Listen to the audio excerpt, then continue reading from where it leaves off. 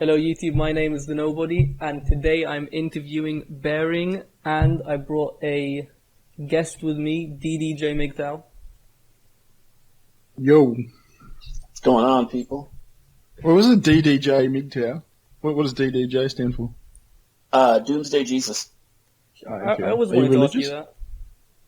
Yeah, it actually, I used it to piss off the evangelical Christians back in the day, when I started playing the original Counter-Strike. Yeah.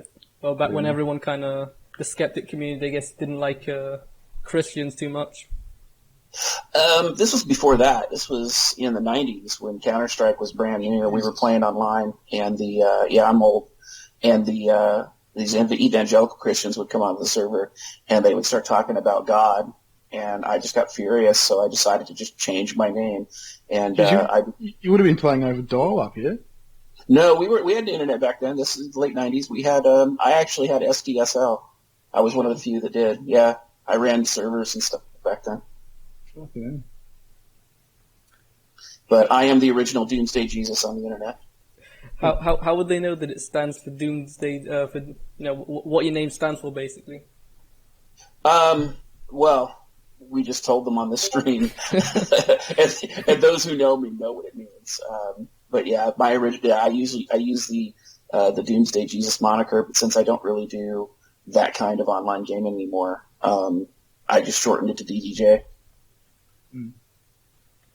So anyway, I'll start off with the questions. I actually heard from someone in the Discord that you're apparently engaged to Sugar Tit. Yeah, I am. We've been engaged for 2 years. Oh, sorry, can I swear? Or am I not offending anyone? I mean, I don't really care. Yeah. Hey, by the way, if you swear, does it like block the video on YouTube or something? No. Oh, okay. Not at all.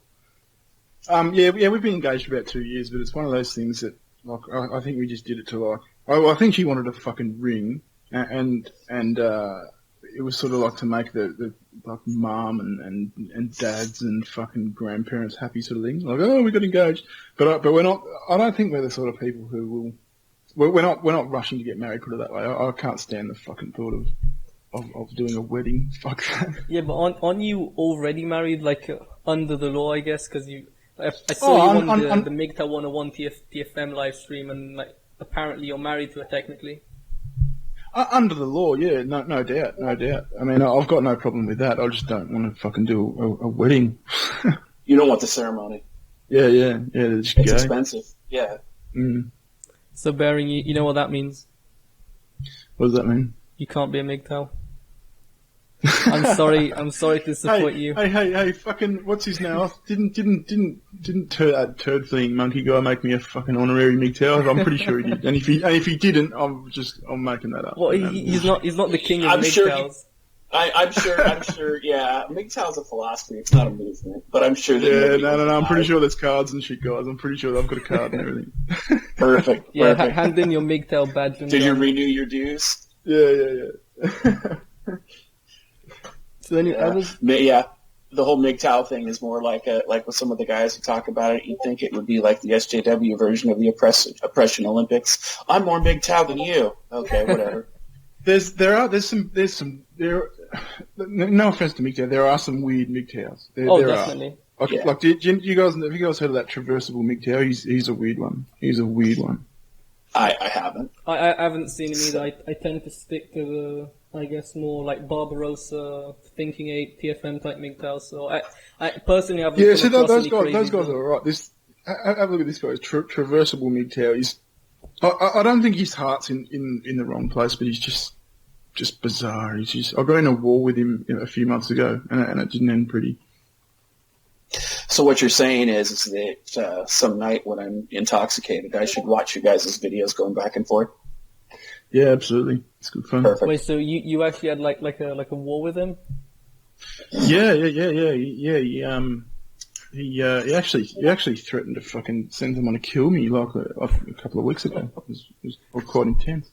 Wait, that's romantic. Have you actually been doxxed? Because that's what I heard. Like someone doxxed you. I have been. I was doxxed in in December last year. I was doxxed, but I mean, who gives a fuck? Like, yeah. Yeah, if someone's got a problem with me, come and tell me about it. It's I can't see what big crazy powerful motherfucker's going to go, right, I've got a serious problem. Anyone who's of note, is going to go, I've got a serious problem with this bear who tells jokes on the internet. Like, fuck off, it's if anyone's got a problem with me, it's going to be some fucking cockhead that I don't give a shit about. So fuck it. Just threats on the internet. Yeah, exactly. Nothing to worry about.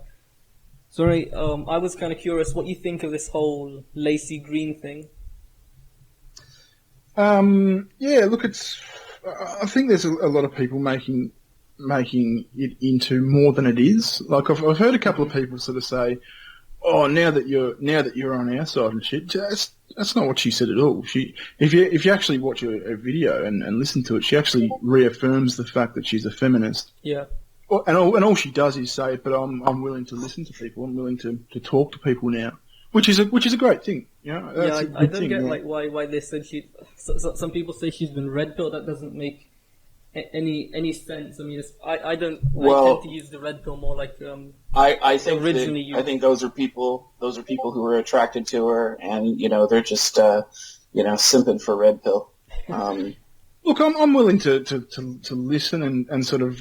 Give her the benefit of the doubt, but I mean, I'm not sort of, sitting here, on the sidelines going, "Yay, Laci, you're one of us now." I'm pretty impartial to it, to be honest with you. Yeah, but to quote Tittle there, actually, I really agree with him on this. Is basically once a community gets big enough and the women start joining, you're gonna get a lot of white knights along with it as well, and it's gonna become impossible to like critique any of the attractive women without having a horde of white knights attack you. I get that. I get the logic behind that. But, I mean, I'd also add that, I mean, I don't think that every time someone steps into, to defend a chick, it's necessarily white knighting. Like, I got involved in a thing with, where, what's her name, Roaming Millennial interviewed Richard Spencer a few weeks ago. Now, that's something that I've been all over. Like, I've had a lot to do with talking about this Richard Spencer. Everyone's calling him a Nazi and all that sort of shit. So it was something that I was over anyway. So I think I don't think every time someone, sort of jumps in to defend a chick, it's white knighting. But I do get his point though. I do. Well, and I think that the conversation that people aren't really having about the whole Laci Green situation is this idea that she might be attempting to do this in an attempt to co-opt some of the red pill space to make room for she and her allies. And what I mean by that is that Laci still has a lot of connections, and I think she's still directly sponsored by MTV. And, I was just thinking that. Yeah, I was just thinking the implications of that. Yeah, I don't think that this was a decision that Laci made. I think that this was a decision that was made in a boardroom somewhere. Really? Because you look at her videos and you look at I always say look at their actions in addition to what they say, and you get a better picture of what's going on. And if you look at what was going on right before she took her hiatus, she had more downvotes than upvotes on a lot of her videos. Yeah, that's right. That's true. People were just ripping her to shreds on the internet. Like YouTube channels that were basically unknown were showing up and providing just amazing commentary about how hypocritical her views were. And so I think what happened was somebody said, look, you got to shut her down. And she was losing it. She lost it when Trump won the election. I think those things were genuine. Well, it's never funny when somebody has an emotional breakdown. Yeah, and if it wasn't MTV, I mean, cause I hear what you're saying, but I find it hard to believe MTV would say go and make peace with these people. Maybe they said, listen, bitch, your ratings are woeful. Do something to fix them. Right, and that's what I think. Yeah, that's exactly. But my point is that I think that regardless of what that conversation was, she had to change her tone in order to maintain her space online because, I mean, and you can even see that since she took her hiatus, Google has started more aggressively censoring videos. Facebook has started more aggressively censoring videos. people are now, like in the European Union, they're trying to introduce laws. Exactly. So, we see this huge amount of censorship, and I think what MTV and people like them are trying to do is they're trying to figure out how to use the YouTube space in order to find their own space. And they're using Laci Green as like the canary in the coal mine. We'll send her in and see if she can kind of make peace with some of these people, find some common ground, and then we can stay relevant again, and we can still monetize Laci and use her. But then again, YouTube have got an eye on sort of making the platform just like everyday TV. So I don't think that can be part of the YouTube's grand plan. But anyway, yeah. Look, I mean, as far as MTV or whatever, it'd be interesting to know what the arrangement between MTV and Laci is. I'd love to be privy to those details. Yeah, it definitely would have some entertainment value. The reason I say it is because, and this is the part where I show for my book, I'm about to release a book called The Feminist Lie, and one of the things I talk about in my book is I talk about an old school tactic called entryism, and it was developed by Trotsky in the 1930s, and basically what it's done is a lot of socialists and communists used it originally to enter groups under false pretenses and enter organizations under false pretenses, and then co-opt those groups for their purposes. And the example I use in my book is Anita Sarkeesian, where I show how, she shows up on the scene. I'm a video gamer. Look at me. Oh yeah, feminism is a thing. And then eventually she gets all the way to the United Nations, and, they actually bill her as a quote unquote victim of cyber violence, which, is entertaining in and of itself. But then, a video in 2011 comes out where she says, I was never a video gamer. I didn't like video games.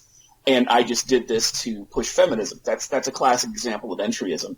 I'd love to read that when does it come out? It's going to actually be coming out really quick. And if you're actually interested in reading it, I will send you a pre-release copy. And then you can look at it, and hopefully, we can talk about it on your stream as well, or the three of us can get together again. It's supposed to be about second wave feminism, right? You said part of it. There's an entire chapter where I talk about second wave and first wave feminists and how they're no different than what I'm seeing today. I also go into how the social justice movement was created by feminism. Did you also say first wave? Did you talk about first wave as well? Yeah, I do. Okay, so that's something else I wanted to kind of bring up with Bering, because I know I hear a lot from, I think really just mostly the female anti-feminists about basically praising first and second wave feminism. But I've noticed that you guys tend to, I guess almost maybe even deliberately kind of avoid that subject. I was kind of wondering... You're starting to sound like Angry MGTOW. This is Angry MGTOW's line of questioning, mate. I've been through this. This is... Come on, mate. I never watched the thing. I've got no problem with... I mean, look, the idea of women being able to vote, no problem at all. No problem at all. No, the idea of women... Oh, it's not your question? No, finish and then, I'll say what I want to say. I beg your pardon. I may have jumped the gun. No, it's fine. Just, finish what you were saying and I'll... I was just going to say, I mean, first and second wave feminism, no, I don't really have a massive problem with them. I mean, as far as I understand, first wave was the vote, and second wave was about, wages and that sort of shit. I've got no problem with that either, as long as it is legitimately, equal work for equal pay. Yeah, no, so, I mean, I think we agree. It's just maybe you misunderstood me. I didn't mean that women shouldn't vote. My main idea is that certain criteria that need to be met for anyone, man or woman. Oh, you sort of leaning towards like the draft and that sort of thing. Yeah, I've got an interesting take on that. I mean, look, the way I see it, and look, you guys, what do MGTOW call people? They call people simps. You probably call me a simp, right? But I mean, if you look at history, and I'm not talking the last 100 years, I'm talking the last 10,000, the last 100,000 years. Big picture. We've men and women have had certain roles, Now the men. It's always been up to the men to protect the family, to be the protectors, right? And that's why men are drafted and in the army. And it's always been on the women to be the family makers. They make the people. You know, someone's got to look after the people. Someone's got to make the people and look after the people for there to be people to defend. If you know what I mean? Yeah. So I kind of see, and I've copped a lot of shit about it. You know, go nuts. You know, I kind of see childbearing and blokes defending their families or defending their countries as kind of a trade-off, as kind of, you know, a quid pro quo. Do you mind if I jump in? Yeah, go for it. Okay. I agree with you 100%. I don't think that you're a simp for having that view. And I will say this. I do think, though, respectfully, I do think that you make the same mistake that most people make when speaking about feminism. And this isn't a conscious mistake. I think it's a mistake because of the way feminism has been packaged and marketed. And that is that if you believe in feminism, you believe in equal rights for women. And I disagree with that pretense completely because with equal rights for women. No. I agree. I disagree. There are women out there. I agree with you. There's a trade-off. You know, men and women are different. And if you look at the studies, for example, right? Like you looked at the United States Marine Corps just did a study and said, look, mixed gender platoons or mixed gender fighting units do worse than all male units. And so that goes back to that old adage where, yeah, the women took care of the children, they took care of the house, they took care of all the domestic duties. The men did everything be like outside the house. So it was sort of like a traditional CIA FBI relationship where the FBI in the United States took care of everything within the country and the CIA did everything outside the country. So I didn't know that. I just learned something. Yeah, that's the original reason they were formed. The CIA, it was illegal for them to function inside the United States, except when it came to foreign threats. And then the FBI was created to police domestic threats. Who looks after the aliens? Is that CIA? Right now I think it's the SJWs. But with that in mind, to bring this full circle, I think that men and women should be equal in responsibility and demonstrate equal rights. But I don't think that saying that women deserve equal rights means that I support feminism. Feminism is not about women; it is an ideology. Well, it depends what do you mean by feminism? I mean, the original form of feminism. The original form of feminism was developed as an ideology. It was not developed as it was an ideology that purported to speak for all feminists, yeah, I think for all women. From the start, wasn't it kind of based on like patriarchy theory? Well, I mean, that's a given. I mean, that's a given. But what I'm saying is that feminism was developed as an ideology. It was not developed because women were not necessarily getting equal rights. See, historically, when you talk about the last 400 or 500 years, rights across the globe were the direct result of responsibilities. So if you served in the military, like in Roman times, if you served in the military, that's how you got your right to vote in Roman times. In ancient Rome. I think it was like a few other things, like you had to be like a third generation citizen. Yeah, I can see your point in as far as as far as I understand, when first wave feminists were pushing for women's suffrage, not all men had the right to vote. I mean, the strongest women they actually voted against women's suffrage. Some of the loudest voices in the feminist movement, because women's suffrage came through. I don't know, like a couple times at least between like the Civil War and 1920, when in the United States, and I'm only speaking of United States women's suffrage. I'm not talking about across the globe, but in the United States, women actually got the right to vote in 1920. But even 2021, I think. Oh, I thought it was 1913. The law was passed in 1920. I think it actually took effect the following year. Oh, yeah. Yeah. So I mean, look, I'm fine with. Let me adjust my statement, and then the things that the rights that feminism in the first and second wave purported to be pushing for, I've got no problem with. I mean, right. You may make a point. I mean, as far as the ideology of feminism goes, no, I've got no boner for that. That's for sure. Okay. Bearing, Yeah, that's all I was trying to say. Is I think that women and do deserve equal rights when it comes to equal responsibilities, but I disagree that feminism speaks for all women. That's all I was saying. No, that's a fair point. Actually, that's Bearing, going back to what you said before. I mean, I have to like both agree and disagree with you, because at the same time that I don't, I do have a hard time saying like you shouldn't vote, because there are a lot of people that I'm sure would love to, I know, fight alongside the men, but can't. But on the other hand, I still see a problem with it, because at the end of the day, voting is kind of like this, part of it is also deciding what countries you go to war with, and I still have the like a problem with So you're saying it should only be on the people who defend that country to decide those things. Well, what about the people who make the people who do the defending? Well, my argument to that would be that number one, it's the draft isn't a choice. It's forced upon you. Well, childbearing. No pun intended. But in the grand scheme of things, childbearing isn't a choice either, because if no one does it, then we cease to exist.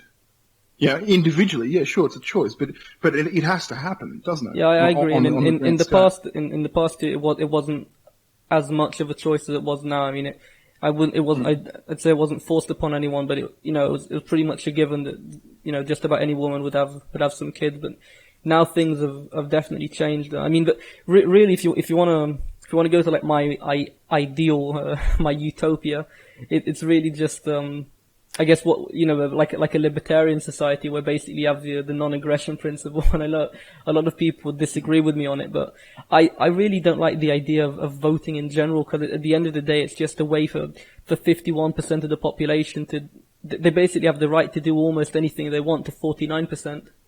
Well, what's the better system? I don't think it's ever been tried before, but my ideal system is that for like certain things you don't get to vote on, like when it comes to legalizing drugs or not. Really, just as I said there, like the non-aggression principle. So as long as what you do doesn't harm anyone else, that's your business. Yeah, but that you need a bit more than the non-aggression. No, I agree. I agree. Govern a country. So some things need to be elaborated on, and also if you don't vote, then there's a problem with the military and such things. I agree that what I said just now is way too simplistic. It's just what my if I'm going to simplify it, what my more ideal type system is, because I really hate the idea of just telling people what to do. But I also don't like other people. I also don't like other people telling me what to do. And when it comes to voting, at the end of the day, there is other people telling you how you can spend your money, or what country you have to go to war with, or if you're allowed to smoke weed or not. And I don't want them to tell me, and I don't want to tell them. So, what are your thoughts on say the electoral college that's supposed to stamp out the tyranny of the majority? Yeah, I never really quite got how that stamps out the tyranny of the majority. The electoral college was actually created to keep people in power, and the problem that you have with it is that originally when they had the electoral college, a lot of people they were not literate. They couldn't read. They didn't understand the concepts. They were literally simple farmers. They were sort of like uneducated people from the third world. So the electoral college was a group of people that had a little bit more, knowledge and education, and then they were trusted with that knowledge and education. They were trusted with the responsibility to help elect the president of the United States, for example. Now, I don't know if there's an electoral college or how that works in Australia, or if there's some kind of system like that in Europe, but I do know that that's how it kind of, in real broad strokes, that's how it was in the United States. Yeah, no, in Australia it's just pure democracy, just the numbers win. And we need that in the United States. I think that if we had that in the United States, I think that would help. But, here's the other side. If you look at the 2016 election, right, the United States has a population of roughly 350 million people, something like that. And I could be off by a few million. But when it came to the electoral, like the 2006 general election or 2016 general election, like only 50% of the people of voting age voted. Yeah. So, you have half the country who just in effect doesn't have a voice. What will they do? They choose. I mean, surely choosing not to speak is having a voice. Well, we have a Not really. really what a lot of people talk about is, how wonderful things are in the United States economically, and the reality is that we're turning into a third world country when it comes to broken down infrastructure, cities going bankrupt, things like that. Huge debt. Well, yeah, the debt's just fucking one invading small countries. aspect. Fucking hell. Yeah, and so you have all these people that are desperate, and so I'm a fan of Maslow's 7 levels of needs. And so if you have all these people that are desperate and they're in debt, and most people don't have a savings account in the United States, they're going to be more concerned about their job and about getting to and from work than they are about voting. We should have a national holiday, like a voting day, an election day, where we all take the day off of work and we all go to the voting booth and go vote. Do you reckon that would make a huge difference, though? Yes, I think that it would overnight maybe see everything change. But sure, you wouldn't. No, I think my country actually has that. Well, let's put it this way. Let's just say it's 10 or 15% for sake of argument, right? 25% of the voting population voted for Hillary. 25% of the voting population voted for Trump. 15% more people would change the outcome of the election. Yeah, that's fair. Well, in Australia, it's actually mandatory to vote. We get fined if we don't vote. Yeah, and I think that, I don't have a problem with that. I think mandatory voting is important because if you're a citizen, you've never fucking copped a fine for not voting, have you? Fair enough. Yeah, I can armchair quarterback something I haven't done all day. Absolutely. So yes, electoral college is crazy. But I think that women could serve in the military. I just don't think they should be serving in a combat capacity. Yeah, I agree with that. So just to pull back for a second, were you disappointed with the 2016 election result? We didn't have a choice. I'm saying personally, were you disappointed with Trump winning? Here's the thing. I was disappointed in the entire election. I think there's a lot of people. I was a Sanders supporter, and once I saw that Sanders had been screwed out of the primary, I just threw my hands up. You supported Bernie, the guy that said that white people don't know what it's like to be poor?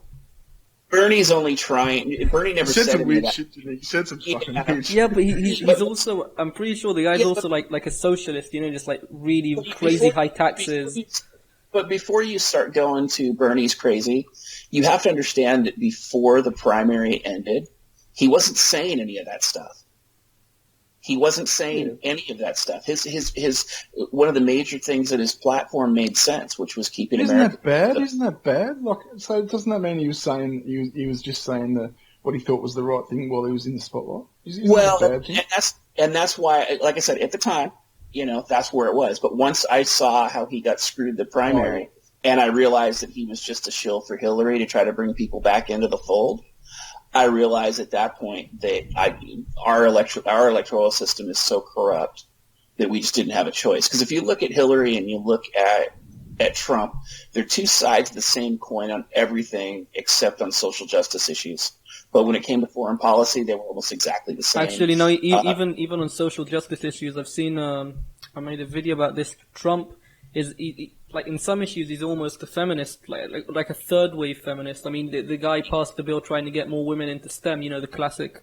We don't have enough women. I think that's his daughter, isn't it? No, it was actually him, and his daughter and his wife also, like something about the bullying of women online and that stuff. Well, so Trump in some ways, Trump was not your traditional conservative, because you're absolutely right. There were things that progressives and that liberals have been trying to do for decades. Trump actually did those things in his first 100 days. Like one of the executive orders he did was to help women in STEM. He did another one to help African American colleges.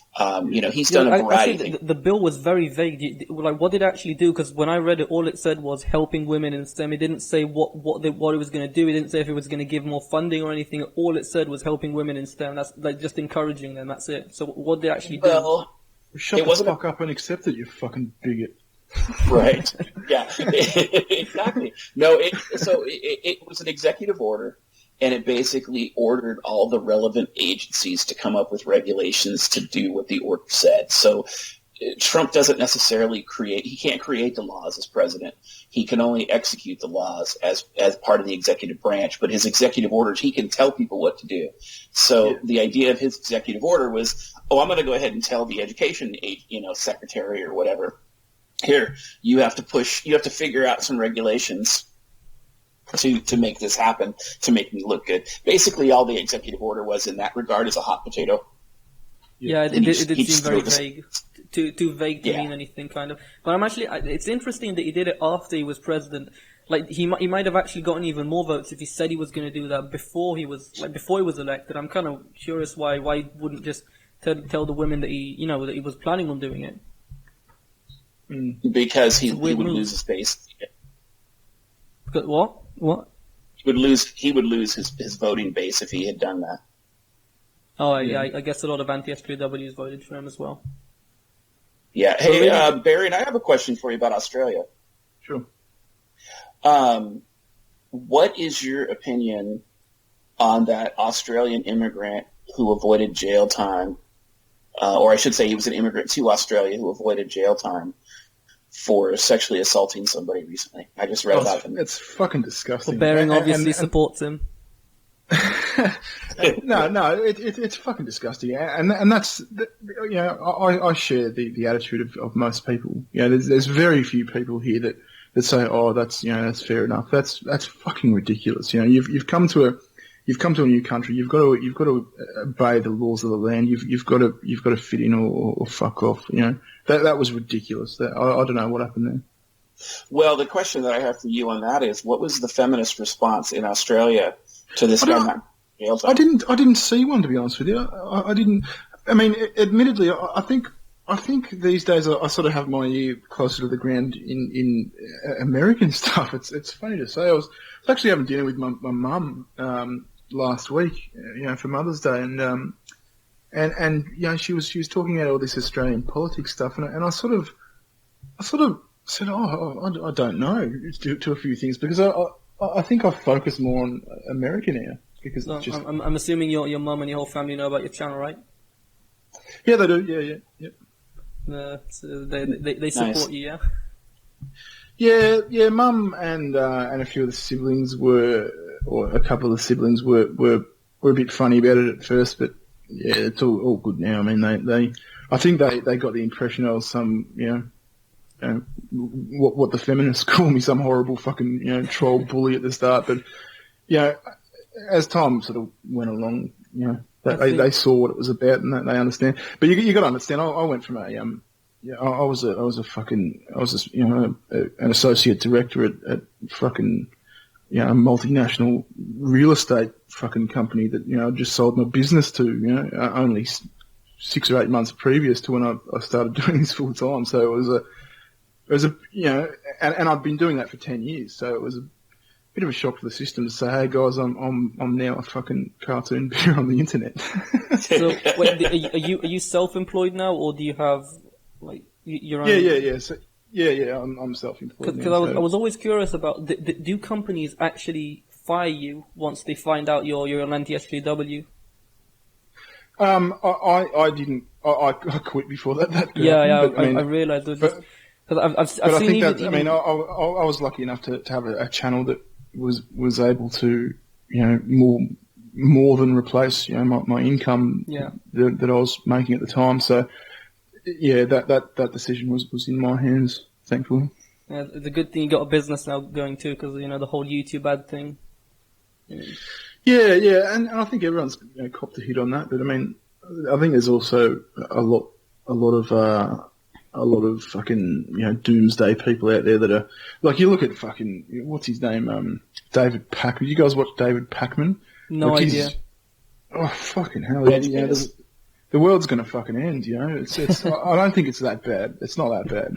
I mean, but this adpocalypse thing certainly did affect the ad revenue on YouTube. But it's not all about ad revenue. I do have to agree that not obviously not the world ending, that's just ridiculous, but I do have to agree that there's definitely something is going to happen. Like, I kind of take TFM's side on this when he said there's going to be some sort of economic collapse. And, the way you're looking at it, I mean, America's definitely running out of money. And since America is the world's police, what's going to happen when America can't police the world anymore? Because America actually can't right now. Yeah, I mean, we're way overdue for a good war. This is like the first. Did I mention how much I admire China? Perfect. Yeah, and don't forget about Russia. Yeah. But Russia's actually giving away free land right now in Siberia. This is a fucking Siberia. Fuck. That's an insult. They're giving. What do you mean they're giving away free land? They're trying to develop Eastern Russia, and so in an effort to do that, the Russian government has said that if you're willing to develop the land, they will give you the land, so and like it's free. Come back, cool like for free. Yeah, and they're actually opening up to foreign nationals as well. It's not just Russian citizens. Yeah. Okay, that's interesting. So if you want to get eaten by a polar bear, if you live in America, reserve some land there. Make sure we've got somewhere to go. Because, going back to that thing, I mean, America does seem to be kind of like, I think I heard that by like maybe around 2030, they're going to run out of the free shit. They're not going to be able to give any more, well, just like to keep on giving all their citizens free money. People riot over the stupidest shit now, like I don't know what, over the dumbest SJW shit. So, what are they going to do once the government can't keep giving them just endless free money? Well, these people that are fucking got the shits about fucking enforcing the borders. That's fucking ridiculous. They're the country's laws. Of course you should enforce them. That's fucking. Well, why would you ignore illegal immigrants coming? That's stupid. Well, the challenge that you have, and kind of to take it from a big picture perspective, right now in the United States, we've got, like I said, we've got over 300 million people living here. We have at least 90 million people of working age who are not working, for a variety of reasons. But I mean, a lot of the jobs that were created during the Obama administration were in the restaurant and service industry and retail, so they're not long-term jobs. We've got in the last 10 or 15 years. My personal opinion is we never recovered from the 2007 stock market collapse. Yeah, and like I said, cities are going bankrupt. Oakland, California is on the verge of bankruptcy. Detroit, I think, was just coming out of bankruptcy. There's four cities. The national education system's in shambles. I understand. Yeah, it's horrible. The education system is horrible. The infrastructure is horrible. The state where I live has over 150 bridges that are basically not safe to drive on, and some of these bridges are on federal interstates. Yeah, it's not good. The whole infrastructure is falling apart. Yeah, but when it comes to immigration, I really like the way America used to do it, where it was basically you had no welfare state, but you also had open borders, so. It wasn't attracting the worst, the people that were going to just live off the welfare. They didn't go to America because there wasn't any welfare. So the people that went to America actually, they got jobs. They started from the bottom, rose to the top. That back in the day of the American dream, really. That's the way I like it. Well, we don't have that world anymore. I mean, back then we didn't have multinational drug cartels or black market organizations, and so that's the big challenge now. So yeah, I guess. I think you've got to have some level of social security. I agree. You should. But if there's no welfare state, you definitely don't need it as much. Yeah.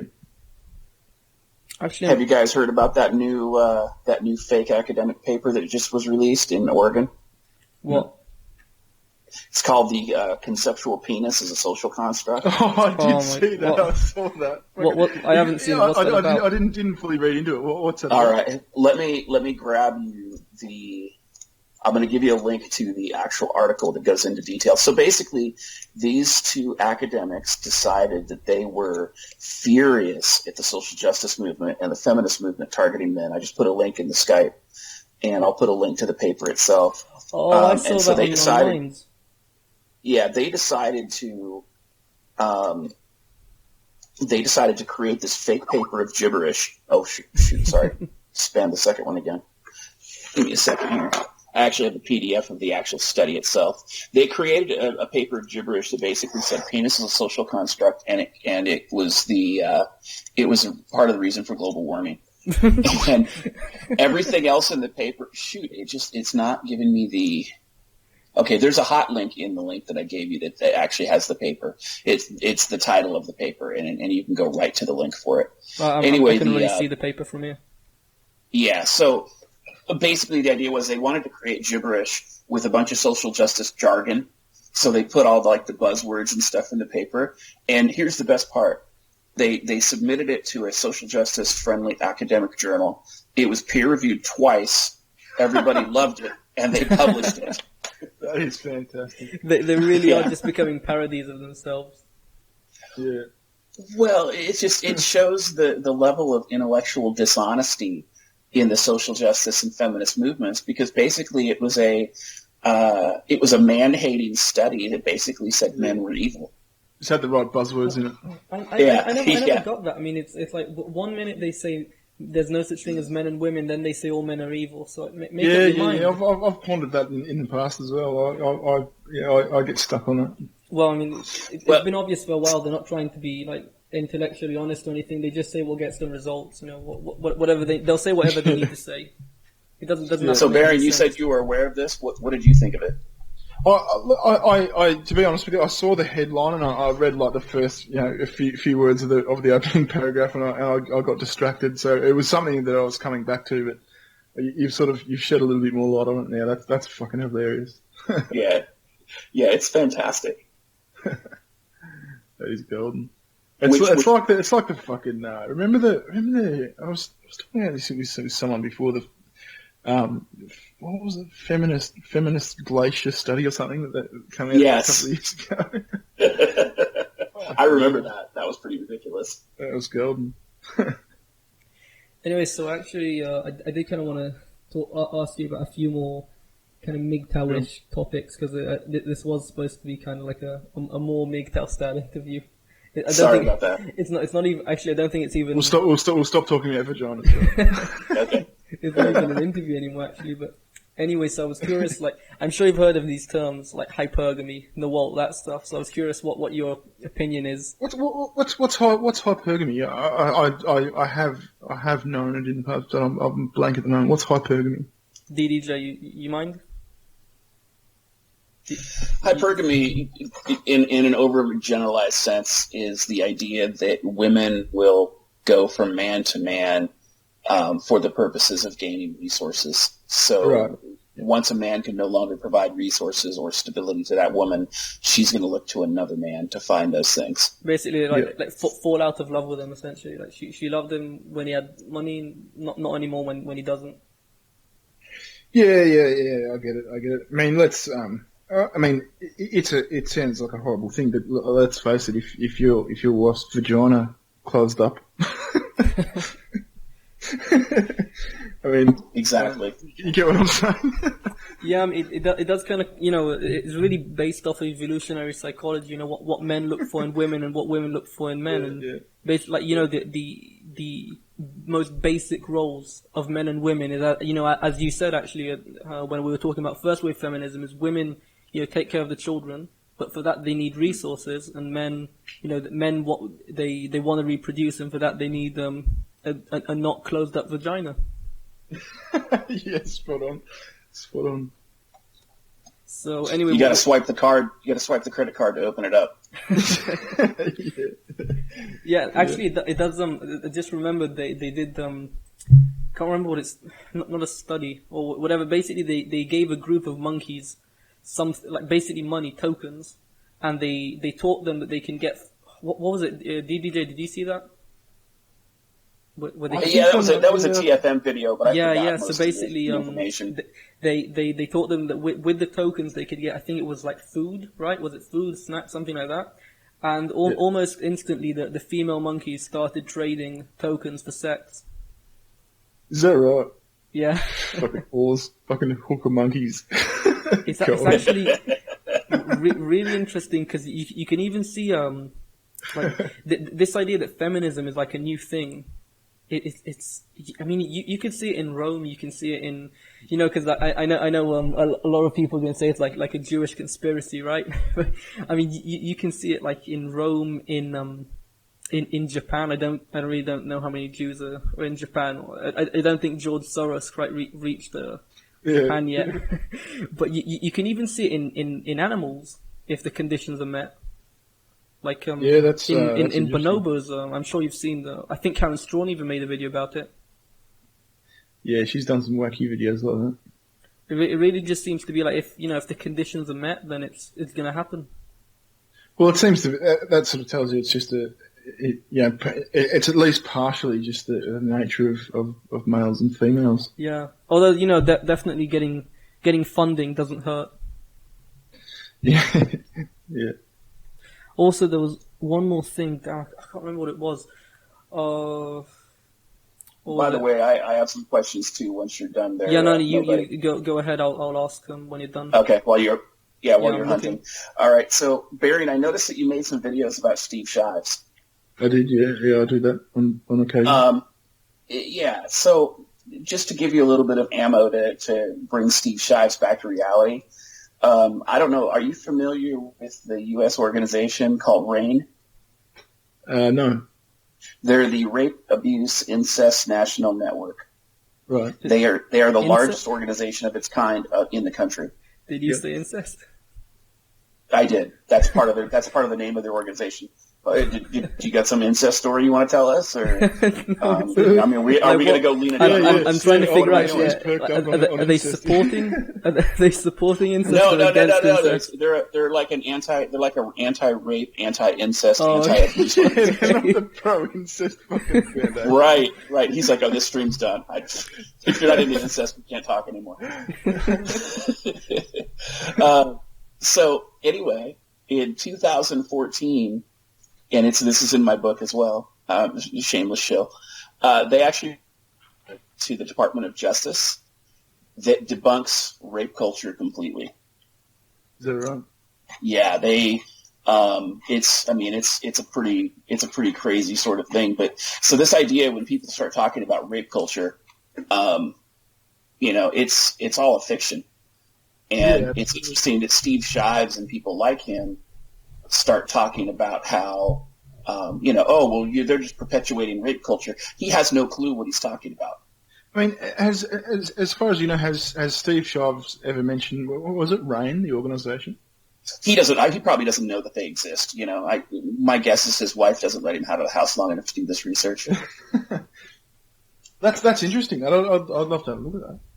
Yeah, I'm trying to find the quote right now, but I just thought it was interesting because you get all these people talking about rape culture, and it's just a fiction. It's a complete fiction. And here's the quote from their letter that I cite in the book, and this is from the RAIN president Scott Berkowitz and the vice president of public affairs Rebecca O'Connor. Apparently, I can't even read my own writing. My bad. And it's to the White House Task Force to Protect Women from Sexual Assault at the United States Department of Justice and the Office on Violence Against Women. And their letter states specifically, in the last few years, there's been an unfortunate trend toward blaming quote-unquote rape culture for the extensive problem of sexual violence on campuses. I'm just looking at it now. I just searched it and found that exact wording. Yeah, and rape is caused not by cultural factors, but by conscious decisions. Of a small percentage of the community to commit a violent crime. Now, the reason I bring that up is because, they trot out these 1 in 5 and 1 in 6 numbers. But the Bureau of Justice Statistics and the FBI completely debunks that. That's golden. Yeah, thanks for that. What are the real statistics? And I go into that in my book as well. I got a whole chapter on it. It's like 1 in 52 or something, isn't it? No. I think it's even less. And these are numbers I got from the FBI and from Bureau of Justice Statistics. It goes from 1995 to 2014 is the time period I measured. Yeah. And rape has gone down, and this includes attempted rape. And it's less than 1%. Is that right? Now these are now less than 1%. So of less Of what? Less than 1% of the population. Has been raped. So so that'd be about right, because the population's divided into two, males and females, so it'd be about 1 in 50. Well, less than 1% isn't one. Yeah, you're right. It's about 1 in 50. Yeah, so like you said, 1 in 53, basically. But here's the thing. It's 1 in 50 that accuse. It's not 1 in 50 that are convicted. Oh, right. Right. Yeah, I saw a study that basically proved that at the very, very least, 40% of rape accusations are fake. Like at the very least, it was 40%. There's numbers. Those numbers are all over the place. Well, some people say 2%. Some people say fucking. Yeah, but you know why they say it's like the feminists say that it's 2% or even less, because to get a rape to be considered fake, the woman has to actually sign it herself. Like it's not enough that the police consider it fake. The woman has to actually sign on a piece of paper. Well, where's this part of the law in US law? Yeah, I think it's in US law. It's not. It's the idea. I was a paralegal for over 10 years, and so I was actually working in the legal field. The challenge that you get is that when you start talking about these studies, most of them are not really studies; they're surveys. And I do include a study in my book. I'm not gonna spoil that. But I will say this, according to the FBI and the Bureau of Justice Statistics, of that 1 in 50 who accuse somebody of rape, there's only evidence enough to arrest them. In other words, the rape accusation is only credible enough in 39% of those cases. Yeah. So that's not convictions. That's just arrest. Now, but it'd still be interesting. I mean, that doesn't necessarily mean that. I mean, if it's unprovable, it doesn't mean that it's fake. Yeah. It'd be interesting to get that number. I mean, it's obviously impossible. We can't have that number, but it would be interesting to see how many fake accusations there are. Yeah, you can never get an exact number on that though. It would always be kind of fuzzy. Well, yeah, and so I mean, all I'm saying is that this idea of rape culture is some kind of pandemic. It's pure fiction. Yeah, it's pure fiction. And the thing about this is the organization RAIN, they are a feminist organization. They are actually funded. Oh yeah, okay. And they debunk it themselves. That's really thanks so for that. What are they feminist about? Like what's the feminist views? They actually, if you look on their website, they actually, and you listen to what they say, they're the ones that actually push out that 1 in 5 women have been raped, 1 in 6 women have been raped, rape is everywhere, and they actually push the idea of rape culture. And then when they sent this letter to the Department of Justice, the letter completely undermined everything they said. So wait, they debunked themselves? Correct. Well, not themselves. They debunk the idea of rape culture. They don't put out the idea of rape culture then debunk themselves. That they just debunk the idea of rape culture. Right. That others have put out there. Right. Actually, and here's the thing, though. Until that letter was released, they actually promoted the idea that rape culture existed. So they weren't the ones who created rape culture. In other words, they didn't create the term. But yeah, a lot of feminist organizations push this idea of rape culture. But the reality is that it just doesn't exist. Well, the only fucking rape culture there is their feminists perpetuating this fear mongering of it. I mean, I'll never forget it's a video that I did fucking 8 months ago or something. This bird, she would have been, I don't know, 19 or 20, actually said, I need feminism because in the US there's a rape every 6 seconds. Oh my, I think I saw that. That might be self-rape, but that's called masturbation. yeah. I think it's a bit more common than 6 seconds. It wasn't just that pissed me. What really pissed me off is you've then got all these prominent feminists, like YouTube feminists, that people fucking listen to, piling into a comment section going, oh, great video, sweetie, that's fantastic. Fuck off. That's bullshit. And you've got to call that out. And that's the reason I do, because these fucking dishonest cunts won't. It's fucking ridiculous.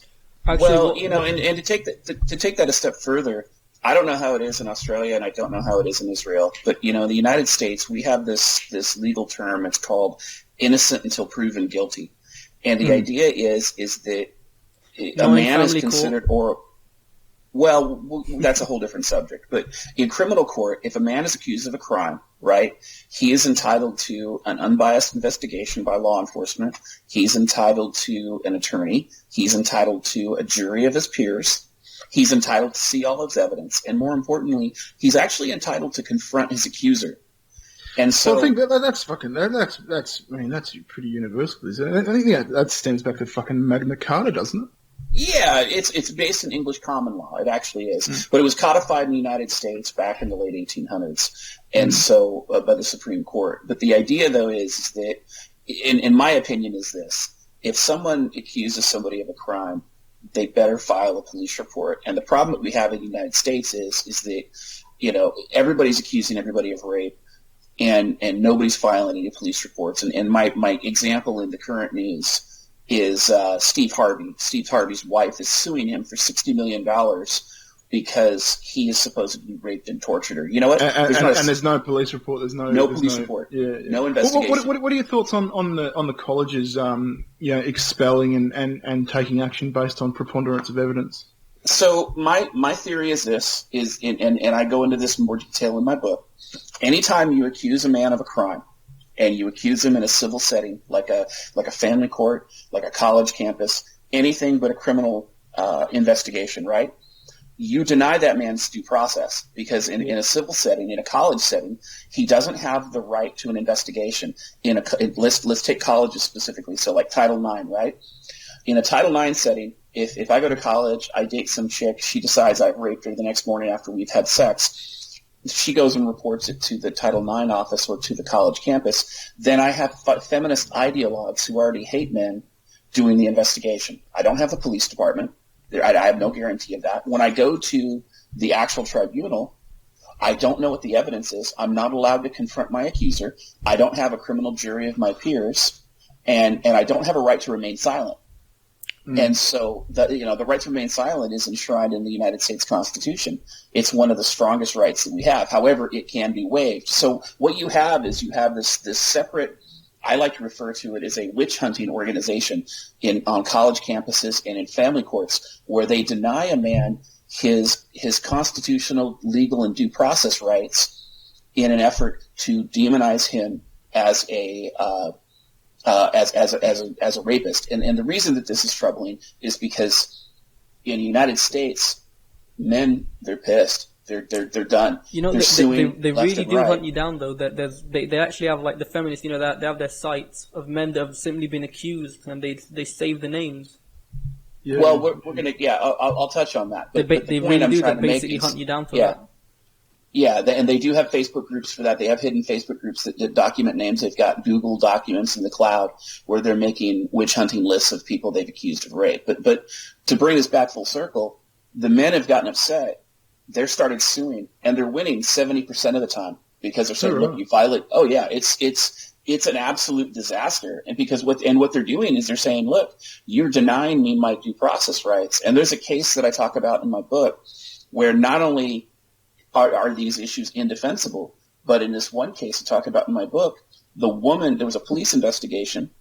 The guy contacted the police investigated the accusation, the college investigated the accusation, the college went to string the guy up, suspended him, the police found out she made it up, they put a warrant out for her arrest, that's how strong their evidence was, and she fled the state.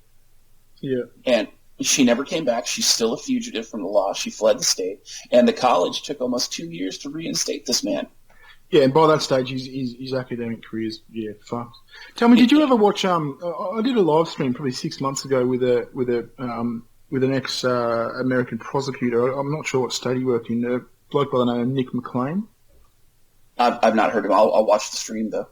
I've just put a link in the description. It doesn't work. Okay. It's the link doesn't. The video is unavailable. Oh, sorry. 1 sec. Actually, there's something I wanted to talk about when we talk about rape culture, and that is go for it. That should be fixed up now, though. If there's a rape culture in the US, I'd have to say it's against men. I mean, when you look at the way it's like when you look at the way it's handled, there's no funding. Under the law, men, unless you're basically under the age of 18, it's not even considered rape. And just like, Yeah. I mean, I've seen some just really like disgusting cases where. Hang on a sec. What did you say? Unless you're under the age of 18, it's not considered rape. Well, basically, What was it? because and basically a woman can only like rape a man if it's statutory rape. Because otherwise, like, there's certain really weird criteria that they have to meet for it to be rape, and Is that right? I thought that was starting to change. Is that... Well, I know they tried a petition in the UK to get it so that women could rape men basically under the law, but the way the UK responded was just ridiculous. Basically, the government said that the law already protects men, and then it just gave them the same criteria that they were complaining about. All it did was just repeat what they said. They basically proved their point, but they considered that somehow saying that it protects men under the law. And like to give you a real world a real life example, there was basically a case. I saw this on a MGTOW video. It got on the news, so I'm sure you must have heard of it too. It's pretty popular, maybe a couple months ago. And it was basically a woman that got drunk, and she crept into like some guy's room, and he was like completely like knocked out. He wasn't aware of anything. He was just lying on his bed, I think. And she basically gave him a blowjob, then tweeted about it to like one of her friends. Said I did hear about that. Yeah. So anyway, and then she went to have sex with someone else, and then she ended up accusing him of rape. So she basically, and not anyone would consider that rape, not just the feminists. I mean, like giving someone a blowjob while they're knocked out. That's anyone would consider that rape. He actually got kicked out of college for that. Yeah, he was the one. Yeah. He basically got kicked out for being raped. Yeah, well, and to take that a step further, it's not, just so we're on the same page, it's not that the United States says that women can't rape. What the problem is that the way the laws are worded, they're worded as though they were created, many of these laws were created in the 80s when feminists first started getting a lot of power in government. And so the laws are worded in a way that it's very difficult for a man to say that he has been raped. Now, under sexual assault laws, it's a little bit easier to claim. But if you look at, for example, when you talk about rape culture and you talk about what kind of rape culture we have, in my view, it's twofold. One, it's a rape culture where a woman can falsely accuse a man of rape and everybody will witch hunt him. And the second piece of it is that women are sexually assaulting young men, post-pubescent young boys and prepubescent young boys in some cases. And you see the media refer to these rapists as, they just had an inappropriate relationship, and they dial it way down. And actually, if you want to take it a step further, I mean, they're basically that some of them even sue their victims for child support, and once they turn 18, they win, because doesn't matter if you were raped. As a man, if you have a child with a woman, consensually or non-consensually, you have to pay for it. So that even goes like beyond rape culture, because that's incentivizing it. There's literally a monetary incentive there, and that I know of at least 2 cases that they won. They actually made their statutory rape victim pay for being raped. Yeah, it does happen. Mm. So and actually it kind of goes the same for the wage gap, because like I don't really have any evidence to say that men get paid less for the same job, but there's actually, in some at least, I think Vodafone, Vodafone did that.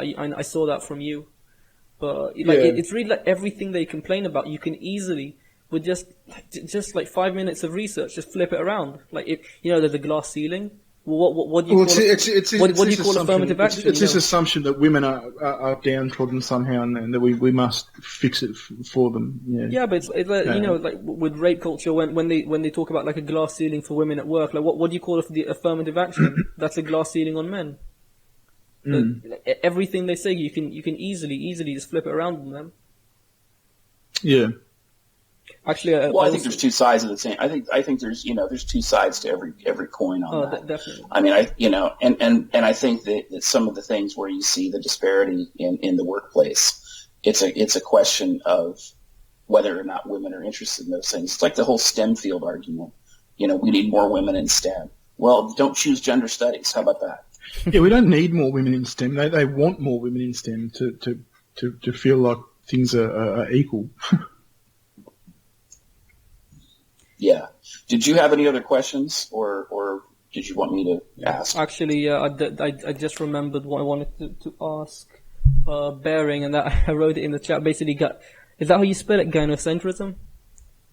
Yeah. Because there's no autocorrect for it, so I always spell it differently. It's not a recognized word. But is that essentially, your question? Is that how you spell it? I don't know. Yeah, that's I know what you mean. So yeah, I wanted to. I think the only anti-SJW I've heard mention is Tittle Deer and what's it called, Feminism Law and Diana Davison and what's her name?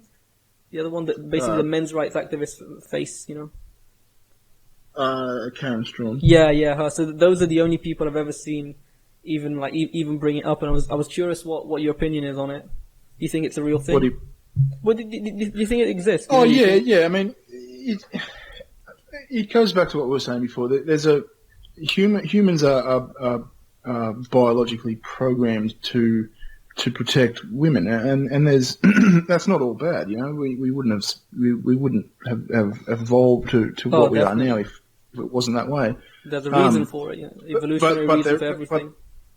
But it can go too far, and I think we do see a bit of that these days. But I mean, gynocentrism is I tend to focus on individual issues more than sweeping trends. So it's not something I talk about a lot. But I do think it exists. I think that it is partially necessary for our evolution. But I mean, it can be a bad thing. Well, yeah, I mean, protecting women is at the very least is necessary. As you said, it is part of evolution. Everything really. There's a reason for everything. Hypergamy, gynocentrism. It all came out of necessity, essentially. And it's. If we weren't programmed to essentially but defend women, then we wouldn't. We may not be here. So exactly. It does have a function, but I mean, it certainly can be. A bad thing when cultures get to, I suppose, the way ours largely has, in the last few decades, I suppose, where it's where what we've been talking about, where it's all for the woman and fuck men. That's a bad thing. So, DDJ, what do you think of it? I think that gynocentrism is an issue, but I agree that, at some level you're going to trade off, right? If you look at the traditional, like the old school patriarchal system, and I'm not talking about the reframing that feminists do where they say, oh, patriarchy oppresses women. I did a bunch of research on it for my book. I could not find a single civilization outside of Islam that where patriarchal society went out of its way to oppress women. I just couldn't find them. So when we talk about that old school patriarchy, that's that cliched version of, the husband or the father is the provider and the mom or the woman is the homemaker and she takes care of those things. I think that it's a trade-off, The mom was making decisions around the house and kind of what she did was how the program went. And outside the home, or when it came to the provision, it was the father or the husband that made those decisions. And you see examples of this in almost every culture throughout history when it comes to those kind of scenarios. Now, when it comes to things happening today, I don't know how it is in the UK. I don't know necessarily how it is in Australia, but I can tell you that today, feminists have created policies that run the country. If you look at family courts are completely run by feminists. Family court organizations, the civil restraining order, all those things are run by feminists. In academia, in the United States, it's completely overrun through feminists and their SJW allies. And you can see this through the protests and everything else. So this is gynocentrism to an extreme, to the point where it starts hurting everybody around them. And it's now we're starting to see that the social welfare state is collapsing in on itself as a direct result of it. Yeah, but actually, even when you bring up Islam, even that is debatable to a certain extent, because I've heard people coming straight from Saudi Arabia, basically saying that what we think of it is, we kind of see it differently because like they say that all the women they know are basically princesses. Like they're yeah, but some shocking shit like does happen to women in the Middle East, though. You can't deny that. I mean, women are getting stoned to death. Oh, definitely. No, obviously that's. I'm not saying it's a good thing. I'm just saying that it's you tend to see gynocentrism to a certain extent in every culture. So some countries have it more, some countries have it less. And at the very least, in a society, you're at least going to see it.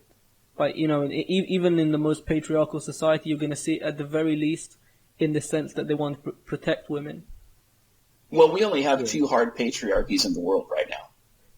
Yeah, actually, it's not really because of Islam. It's not because of the religion itself. It's more because a society it's really more about being, because of the war and because it's poor. It's not because of the religion itself. I mean, if Islam was rich, then the same thing that happened to Christianity would happen to Islam. Christianity started out similar to Islam, saying women must obey men, that stuff. And then the easier life got, the more gynocentric. Yeah, but I think Islam's about 500 years behind fucking Christianity. And look at the fucked up things that the book tells them to do. I mean, you don't see a lot of that in Christianity, at least. Well, and if you look at it, and I don't want to degenerate into a conversation about Islam, but I will say this. If you look at Christianity, right, and Old Testament is pretty rough. I know the Bible pretty well. So the Old Testament's pretty rough. But when you look at the New Testament was all about, forgiveness and coming together and that kind of thing. If you look at the book, like the Quran, and I don't mean any disrespect to any Islamic people out there, but if you look at the Quran and you look at Muhammad, the main difference between Muhammad and the Prophet Muhammad and, Christianity is Muhammad was a conqueror. If you were not Islamic, you were considered the infidel. And when it comes to the infidel, guess what? The rules don't apply to you. So, he was a conqueror. He killed people. He murdered people. He attacked people. And he even says it. If you look at the Quran, he says, this is how you have to go do that. And you look at the immigrants that are going into Europe, for example, they said in 2012 and 2013, 2014, we're going to show up in your towns and in your cities in Europe. We're going to immigrate there and we're going to rape your women and we're going to take over your culture. And now you look at it in 2017 and you see they're attempting to do exactly what prominent voices were saying 3 and 4 years ago. Yeah, that's chilling. Actually, I was curious about I've been noticing definitely a shift in the anti-feminist community, and I'm really new to the whole like MGTOW, anti-feminism, that stuff. I mean, I think like maybe even less than half a year. I had no idea about any of this, and I think part of it's because it didn't quite reach Israel yet. The whole feminist thing. You definitely have like a lot of female groups lobbying for.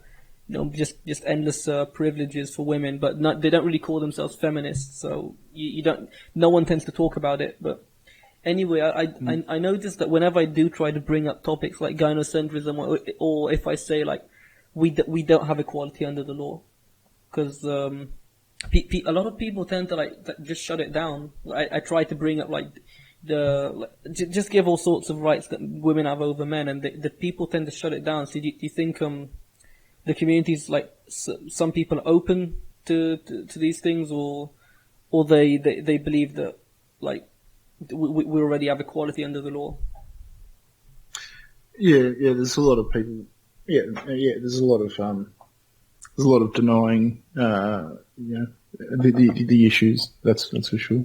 I think even you made a few videos on like a couple ways men are discriminated against. So I don't really get how the same people that, I mean, even if you didn't, like, there's so many others out there that make videos on how men are discriminated against. Like how can you see it and then deny it at the same time? No, I have made videos along those lines. I mean, look, some people it's not something they care about. It's like we were saying before, people care about their jobs and they care about their house and their family, and as long as those things are right, then everything's good in their world. And look, part of me doesn't blame them, but I mean, some people see it differently and choose to see these issues like us, I suppose. I guess a lot of people do tend to have the attitude that, as long as it's not affecting you, it basically doesn't exist. Mm. I Yeah, think exactly. I think it's a little unfortunate though that, because that's kind of what lets, it's part of this is why it happens, this is why, all these laws come about, because people that, they don't think it's gonna be a serious problem, they don't think it's gonna affect them until it does.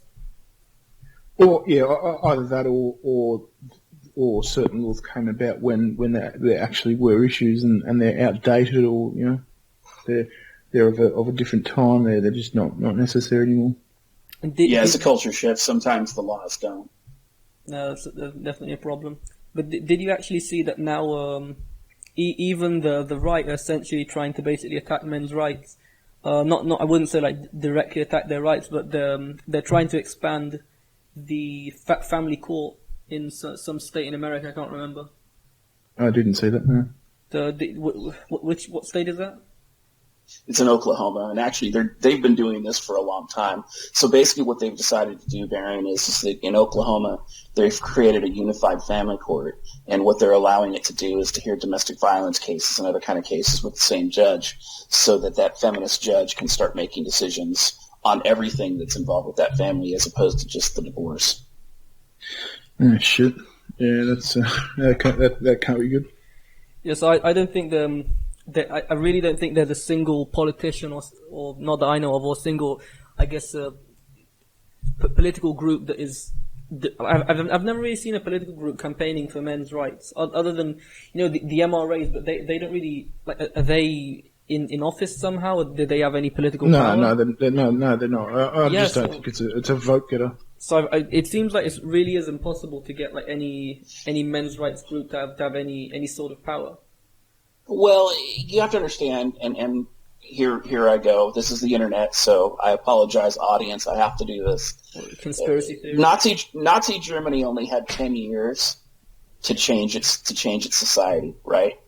So, and now we have neo-Nazis over 50 years later after the Third Reich was defeated, and Nazi culture is, you see it everywhere. It's in like Ukraine, it's in Europe, it's in the United States. There's white supremacy in a variety of spots under the neo-Nazi banner, right? They had 10 years. Think about that. That's a decade. Yeah. Feminism has been moving as an organization for a century. Mm-hmm. So they've had a lot more time to deal with that. And anytime an MRA steps up and tries to change things, what ends up happening is that they get labeled as a misogynist or a rape apologist, or they get reframed, and they get wrecked. So yeah, the MRAs aren't going to do anything, sadly, not by themselves. Yeah. And DDG, I think I've asked pretty much at least my most important questions, and Barry's got to go soon. So you wanted to share your MGTOW story, right? You had something you wanted to say. Oh, I just. Yeah, I was just saying that I don't necessarily. I know you've got to go soon, Barry. I appreciate you taking the time today. My story is a little bit more involved, but I'll try to give you the Reader's Digest version. Sure. I was I was married at a young age. I was 18, so I knew everything. And I married. I had 2 children with the woman. I ended up taking custody after the divorce, and then there was a big, huge divorce fight that I'm not going to get into here.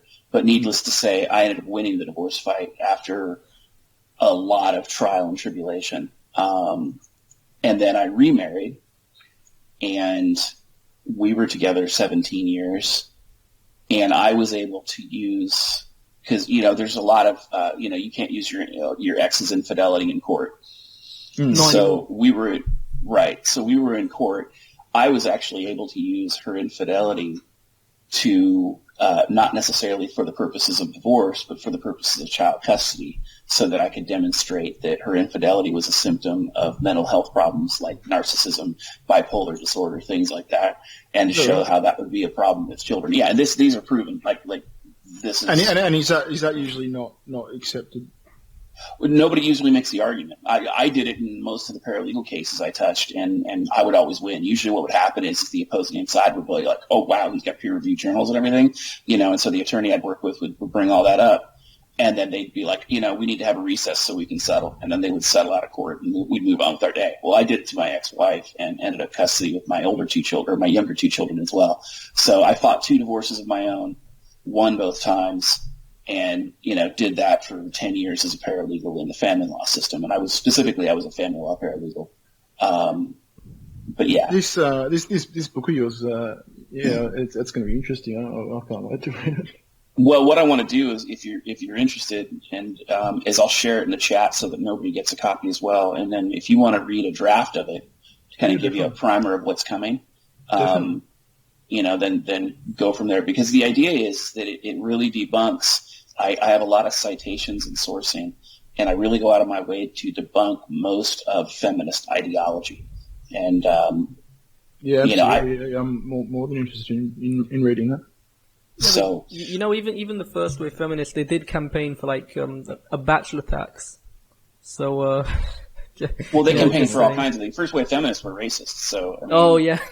I think that's why they tried to get the abortion, right? Wasn't that the reason a woman pushed for abortion so they could abort black babies or something? They used to fucking blow shit up, didn't they? That was prohibition. You're talking about Margaret Sanger, yeah. And then you obviously Margaret have the Sanger white feather movement. Yeah. Give me just a second here. I'll see if I can find it here real quick. So while DDJ is looking, I wanted to actually say this at the start, but in case anyone that's watching this is wondering, I do actually interview basically anyone. So if you have 0 subs or 1 million subs, I'm more than happy to interview you. But contact me or something if you want to be interviewed. It doesn't. You can be a feminist, anti-feminist, MGTOW, random anyone. That doesn't really matter. Beautiful. That file you sent. I don't have a Kindle. Can I open that on an iPad? Yeah, you can open it. You can go get the Kindle app and you can open it on any. Cool. Yeah, and you can do it on your laptop. You can do it on your desktop, whatever you want. But yeah, you don't necessarily need a Kindle to do it. Yeah, sounds good. I'll have a read of that for sure. That sounds good. Perfect. All right. Well, it was good to meet you guys. Yeah. Thanks. You as well. Thank you for your time. Thank you for your time, Barry. Thank you. I think at the start, you thought I was like an angry misogynist. Not necessarily. Yeah. When I brought up the vote, I think definitely something happened there. I've had some conversations with some particularly bitter MGTOW people. It just sounded like a familiar line of questioning. That's all. If you haven't seen Angry MGTOW, go and have a look at his videos. He's not a bad guy, but he's no. I know. I'm subscribed to him because he does. You are. He does actually. I don't like his angry side, but he does review articles before anyone else. So I really like that because I really like his videos when he actually reviews really interesting articles, literally sometimes days before anyone else will even notice them. Yeah, I like stirring him up. That's nice. I asked him. In the first time I ever spoke to him. Right, this is within 5 minutes of meeting the guy. I said because he does push some weird shit we've got we've got the ability to make artificial wombs now. There's sex robots. We don't need women. He actually pushes that sort of stuff. And I asked him. I said, so you're a MGTOW, right? So when you jerk off, what do you think about? I saw that. He didn't like that. He fucking didn't like that. I think that was the first video I ever saw of someone noticing MGTOW, and I was quite. I was actually kind of pleased that at least MGTOW was getting noticed. Yeah, I thought he didn't know how to answer that. He was a bit taken aback, but I thought it was a fair point. What do you think? Do you think about blokes, or do you think about? Well, you've got the common sense MGTOW, and then you have the MGTOW that just aren't. Like you said, it's like a bell curve in any group. You've got the people that are more reasonable, and then you have the people on the outliers that are not so much. Oh, look! I mean, having said that, do you guys know Dr. Randa McCann? Nope. I've heard of him. Dr. Randomcam is hands down my favourite YouTuber. You should be subscribed to him. He's the funniest motherfucker, and he's brilliantly intelligent. He's absolutely amazing. He's a MGTOW. Now, my favourite content creator is a MGTOW.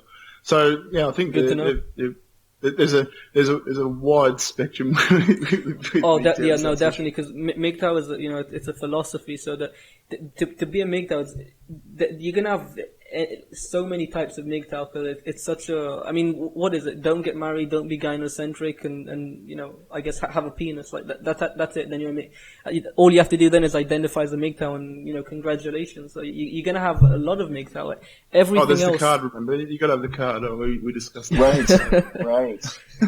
Got to join the club. You got to get to the ninth level of MGTOW. You just got to just whip your dick out. I suppose that's your card. Right.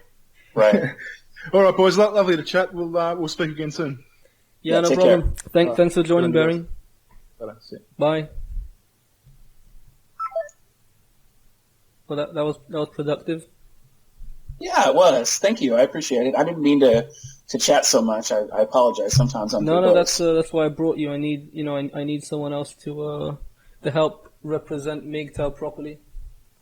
Sure. I was a bit worried because Baring he's a big YouTuber, so I was worried that maybe I'd do I'd somehow make a fool of myself and make MGTOW look like even more of a laughing stock than it is. So and I know you're a well-spoken guy, so it was you and TFM I wanted. Actually, TFM said he was at work though, so he couldn't join. Right on. All right. Well, you take care, man. Okay. Yeah, you too. Anyway, good night. All right. Good night.